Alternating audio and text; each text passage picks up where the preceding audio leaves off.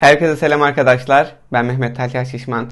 Bugün bu videomuzda Isaac ve Isaac Global Talent projelerinden bahsetmek istiyorum size. Ben bu projeyi nasıl buldum, nasıl başvurdum, daha sonrasında süreç nasıl ilerledi, şirketi nasıl buldum, nasıl kabul ettim. Ondan sonra ise malumunuz Ukrayna projesi nasıl ilerledi, bu projede karşıma neler çıktı. Bunların artıları ve eksileriyle bugün sizlerle paylaşmak istiyorum sevgili dostlarım.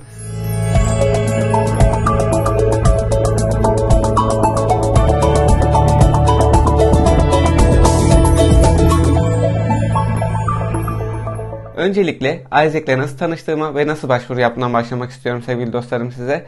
Isaac'le Akara fuarına tanışmıştım. Yurt dışından okulların geldiği bir fuar ve buradan Isaac de vardı. Ondan sonra Isaac standına gittik ve oradan bir forum doldurduk. Ondan sonrasında ise biz bunu unutmuştuk.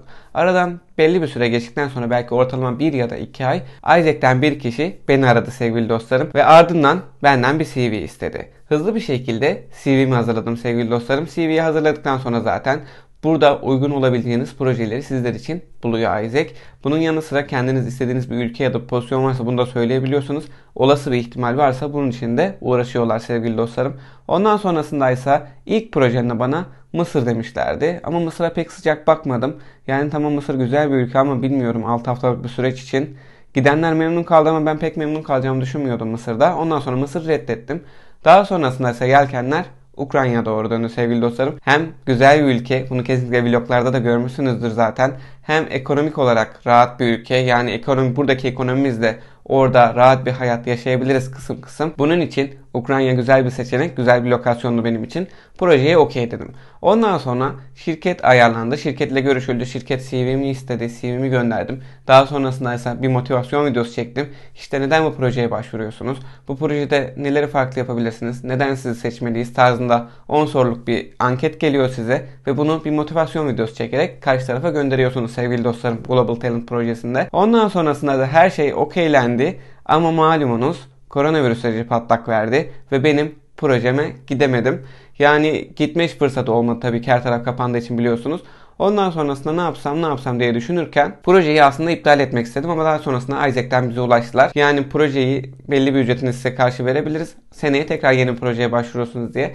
Ben de tamam dedim. Ondan sonrasında ise yine Ukrayna'dan güzel bir şirket çıktı karşıma. Cloudpress. Zaten bununla alakalı videom da yukarıda. Onu da izleyebilirsiniz sevgili dostlarım. Buradaki süreçte aynı şekilde işledi. Öncelikle CV'mi gönderdik karşı tarafa. CV'ye onay verilince ikinci sürece geçtik. Bu da motivasyon videosu. Yine belli başlı soruları cevaplamanız gerekiyor sevgili dostlarım. Bu soruları cevapladıktan, motivasyon videonuzu gönderdikten sonra ise karşı taraf buna da onay verirse üçüncü ve son aşamaya geçiyorsunuz. Benim projemde böyle ilerledi ve karşı tarafla bir mülakat yaptık. Mülakatı Google Meet üzerinden yaptık ve yaklaşık belki 45 dakika civarında sürdü. Biraz sohbet gibi geçti. Ne yapıyorsun? Bugüne kadar neler yaptın? Hangi tecrübeleri edindin? Neden bu projeye gelmek istiyorsun? Burada çalışabilir misin? Adapte olabilir misin? Ve bir kısmını da aklına takılan bütün soruları sorabilirsin diye Ukrayna ile alakalı, çalışacağım şirketle, işle alakalı, bununla alakalı bütün soruları sordum ve olumlu bir mülakat geçti. Hello. Hello. Hello. Merhaba. Merhaba.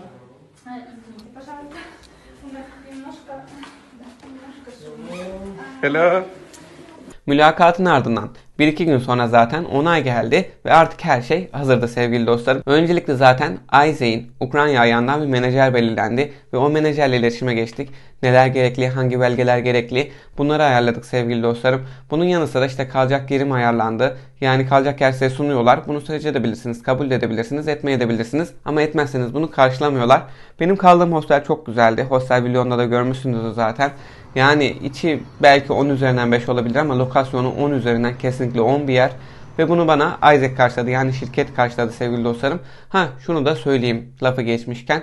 Bazı arkadaşlarım mesela o tarz bir yerde kalmak istemedi. Kimisi kendine bir apartman tuttu, orada kaldı. Sadece bunu kendi ödedi. Kimisi farklı bir yerde kaldı. Şirket biraz yardımcı oldu. Gerisini kendisi ödedi. Bu gibi şeyler olabiliyor. Yani kalacak yeriniz mükemmel değil. Sadece başınızı koyup uyuyabileceğiniz bir yatak beklemelisiniz. Fazlası olmayabiliyor bazı projelerde. Bunun yanı sıra gördüğüm bir başka şeyi anlatayım. Lokasyon olarak benim çalıştığım yerde çok güzeldi. Ukrayna'nın Kiev'in kalbinde, merkezinde bir yerdi. Hostelden çıkıp işe gitmem yaklaşık 15-20 dakika falan sürüyordu metroyla. Bazı projelerde daha uzak yerlere gidebiliyorsunuz. Köy gibi yerlere gidebiliyorsunuz. Bunun için şirketinizin lokasyonunuzda araştırmakta fayda var sevgili dostlarım. Şimdi bütün onayları aldık. Ondan sonrasında ise benim projem Temmuz'un başında başlayacaktı. Ben biletimi aldım. Proje başlamasından 1 ya da 2 gün önce almanızı tavsiye ediyorlar en geç. Çünkü tam bir adaptasyon süreci oluyor. Bir information veriyorlar, bilgiler veriyorlar. Ukrayna hakkında, iş yeri hakkında nasıl gidersiniz, nasıl gelirsiniz. Ondan sonrasında biletimi aldım. Ankara'ya gittim öncelikle. İlk vlog videomda oydu zaten. Ukrayna yolculuğumu anlattığım. Onu da izlemediyseniz yine kartlardan ulaşabilirsiniz. Ondan sonrasında ise Kiev uçağım kalktı. Kiev'e geldim, saat 5 sularıydı. Bunu kaç defa sormuştum Kiev'deki Isaac menajerime. Hani bak ben gece geleceğim, bir sıkıntı olur mu, ona göre bir yere ayarlayayım.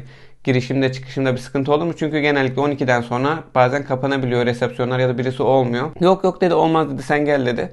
İyi tamam. Ona göre yani bileti farklı bir saatte ayarlayacaktım. Çünkü o saat 5 gibi ineceğim en uygun biletti. Fiyat performans olarak çok iyiydi. Tamam dedim. Onu aldım. Ondan sonra geldim. Kiev'de meydanda duruyorken yani kıza ulaşmaya çalıştım. Kıza ulaştım ama hostele giremiyoruz. Hosteli zar zor bulduk. Zaten binaları görüyorsunuz. Ukrayna'daki videolarda görmüşsünüzdür. Biraz değişik kapıları var. Neyse zar zor hosteli bulduk. Ondan sonrasında ise kapıyı çalıyoruz. Açan eden yok sevgili dostlarım. Neyse dedik inelim aşağı, biraz daha bekleyelim. İndim, aşağıda oturuyorum. Ondan sonra saat 8 oldu. Bir daha denedim. Yine yok açan. Kız da diyor ben görüştüm diyor, sen bekle diyor falan filan. Neyse bilmediğim bir ülkede, bilmediğim bir şehirde, hiç bilmediğim bir dil konuşuyor insanlar. Ve ben orada oturmuşum bekliyorum. Elimde koca bir valiz, koca da bir çanta. Ondan sonra neyse saat 10'a doğru falan herhalde. Sonunda hostelin kapıları benim için açıldı. Neyse hostele girdik. Ondan sonra baktım kalabalık. Hayatımda hiç hostelde kalmadım. Hostel nasıl bir yer? Pek bir fikrim yoktu. Enteresan bir durum sevgili dostlarım. Enteresan bir duygu. Neyse resepsiyonda bekledim. Bu sefer birisinin check-out yapmasını bekliyoruz. Uzun bir yoldan gelmişim. İstanbul'dan önce Ankara'ya gitmişim. Ankara'dan Kiev'e yoğun bir temponun ardından gerçekten çok yorgun hissediyordum. Ve aslında bu benim sinirlerimi de oynatmıştı biraz. Hani ilk gün bile dedim o zaman dedim. Dedim acaba geri mi dönsem dedim. Burada hiç uğraşılmaz. Bir şu evlere bak, şeylere bak. Çünkü binalar zaten çok eski. Ama sonradan alışıyorsunuz. Size çok tatlı gelmeye başlıyor. Bilemedim sevgili dostlarım. Ondan sonrasında ise orada büyük bir sıkıntı yaşadım. Yani 2 saat bekledim orada. Ondan sonra hostel yetkilisi zaten İngilizce bilmiyor. Öyle bir sıkıntı oldu. Anlattık ettik. Neyse en son bana bir yatak buldular sonunda. Bir yatak, bir dolap. Hallettik o işi. Ondan sonra eşyalarımı yerleştirdim. Biraz dinlendim. Devam ettim, dışarıya çıktım. Ondan sonra yine bir Isaac görevlisi geldi ve hemen bir ulaşım kartı çıkarttılar benim için. Sonrasında akşamındaysa zaten diğer Isaac katılımcılarıyla buluştuk. Gelmiş olanlar da, onlarla tanıştık. Ve ertesi günde ise yine bir bilgi verdiler. Ukrayna hakkında genel bilgiler, yapacağımız işler, sorumluluklarımız, belli başlı oyunlar oynadık, projelere katıldık. Bir workshop tarzı bir etkinlik düzenlendi. Bu etkinliğe katıldık, diğer katılımcılarla tanıştık, sohbet ettik. Benim şansıma Natalya ile zaten beraber çalışıyordum. Natalya'yı da tanıyorsunuz artık. Yani ondan sonrası ertesi günse bizim kendi şahsi menajerlerimiz bize iş yerine kadar eşlik etti. İş yerine nasıl gireriz, nasıl gideriz, iş yerine neler yapmamız gerekiyor, projelerimiz neler, bunların hepsini detaylı bir şekilde öğrendik, anladık. Ve ardından bizim projemiz başladı sevgili dostlarım. Gelmeye başladık. Oldukça keyifli, oldukça güzel bir süreçti. Yani ne olursa olsun özellikle üniversitenin erken yıllarında birinci sınıfın yazı, ikinci sınıfın yazı, devre aralarında müsait her vaktinizde Isaac'te bu fırsatı değerlendirebilirsiniz. Sorun yaşayan insanlar oluyor mu? Elbette oluyor. Ama onun yanı sıra sorun da yaşasanız, yaşamasanız da bunların hepsi size artı birer tecrübe olarak geri dönüyor sevgili dostlarım. Çünkü konfor alanınızdan çıkıyorsunuz, savaşmaya, mücadele etmeye başlıyorsunuz ve bu sizi her daim geliştiriyor, güçlendiriyor, daha iyi bir hale, daha iyi bir versiyona da sokuyor sevgili dostlarım. Bu yüzden konfor alanınızdan çıkabildiğiniz, özellikle yurt dışında farklı ülkeleri görebildiğiniz, farklı insanlarla ve onların kültürleriyle tanışabildiğiniz yerlere gitmek oldukça önemli. Vizyonunuza da çok güzel, olumlu yönde katkılar yapacaktır sevgili dostlarım. Bundan hiç şüpheniz, hiç kuşkunuz olmasın. Bir diğer olaraksa bu aslında iyi bir şey. Benim küçük bir şikayetim var. Bunu pek çok arkadaşım oradayken de dedik. Sürekli her hafta bizden form istiyorlar. Aynı form.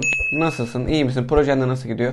İyi tamam, bu güzel bir şey ama yani bunun sürekli olması, özellikle yoğun bir tempoda oradayken sabahtan akşama kadar çalışıyorsun. Geri kalan vaktinde de şehri, ülkeyi keşfetmeye çalışıyorsun, tanımaya çalışıyorsun, sosyalleşmeye çalışıyorsun. Bunun olması biraz can sıkıcı olabiliyor sevgili dostlarım. Ama onun haricinde ben çok büyük bir sıkıntı yaşamadım. Oldukça keyifli bir süreçti benim için. Tabii önemli olan bu süreçte kendinizi daha keyifli hale getirebiliyorsunuz. Çünkü pes etseydiniz, sızlansaydınız belki daha kötü olabilirdi. Ama önemli olan burada öğrenebileceğimiz en büyük, en önemli derslerden birisi mücadele etmek, savaşmak, pes etmemek ve sürekli yeni bir şeyler kendime kazandırmalıyım, katmalıyım zihniyetinde olmak. Çünkü bu zihniyeti oluşturduktan sonra en kötü durumlardan bile fayda çıkartabilirsiniz. Kendiniz için olumlu sonuçlar çıkartabilirsiniz sevgili dostlarım. Çok güzel arkadaşlıklar kurdum. Hatta daha geçtiğimiz hafta ben İstanbul'a gelmeden önce Kiev'de çalıştığım iş arkadaşlarım burayı ziyarete gelmişlerdi. Onlarla ilgilendim, onları gezdirdim. Daha sonrasında ise yine bir arkadaşım geldi. Yine onunla da Kiev'de tanıştık. Onu gene Antalya'ya gezdirdim. O da şu an İstanbul'da. Yakında İstanbul'da da buluşacağız. Bunun gibi pek çok insanla dostluk, arkadaşlık kurabiliyorsunuz. Ve uluslararası arkadaşlara sahip olmak gerçekten çok keyifli bir şey. Çünkü hem pratik yapabiliyorsunuz, hem dünyadaki gelişmeleri tartışabiliyorsunuz. Farklı gözlerden, farklı bakış açılarından bakabiliyorsunuz. Bu yönden size faydası inanılmaz olacaktır sevgili dostlarım. Bildiğiniz gibi sadece Isaac Global Talent projesi de yok. Bunun yanı sıra farklı gönüllülük ve staj projeleri de var. Bunları da inceleyebilirsiniz. Kendinize en uygun olanı seçebilirsiniz sevgili dostlarım. Isaac gerçekten deneyimlemeniz gereken bir deneyim olduğunu düşünüyorum. Ne kadar erken deneyimlerseniz o kadar güzel olacaktır sizin için. Çünkü beğenirseniz, memnun kalırsanız daha sonrasında farklı yerlere gitme şansınız olacaktır. Ben maalesef 3. sınıfın sonu 4. sınıfın başında deneyimleyebildim. Ve önümüzdeki dönemde artık bir projeye katılmam biraz zor oluyor. Çünkü artık okul bitiyor. Yüksek lisans mı yapacağım? Hemen iş hayatına devam mı edeceğim? Nasıl olacak? Bunları bilmiyorum. Biraz sürprizlerle dolu olacak benim için ilerisi. Ama video çekmeye, üretmeye devam edeceğim sevgili dostlarım. Genel olarak bunları anlatabilirdim size Isaac'le alakalı.